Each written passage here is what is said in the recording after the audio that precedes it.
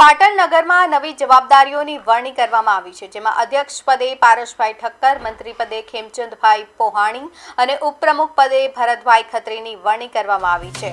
ઉલ્લેખનીય છે કે ત્રણેય આગેવાનો લોકસેવા ક્ષેત્રે આગવી ઓળખ અને ઉચ્ચ નામના ધરાવે છે। સમાજના વિકાસ અને પ્રગતિ માટે તેઓ સતત ચિંતિત રહી કાર્યરત રહેતા હોવાનું માનવામાં આવે છે।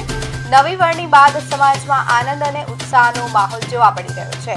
સમાજના અગ્રણીઓ તેમજ ભાઈઓ બહેનોએ નવા હોદ્દેદારોને શુભકામનાઓ પાઠવી હતી અને તેમના કાર્યકાળ દરમિયાન સમાજ વધુ પ્રગતિના પંથે આગળ વધે તેવી શુભેચ્છાઓ પાઠવી હતી।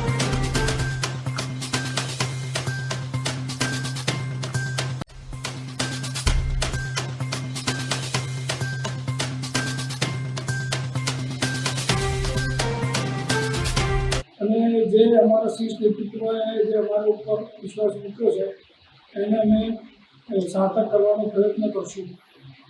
આ સંગઠન એ આંતરરાષ્ટ્રીય સંગઠન છે અને આંતરરાષ્ટ્રીય સંગઠનમાં જે અમારી વરણીની નોંધ લેવામાં આવી તે બદલ તમને ખૂબ ખૂબ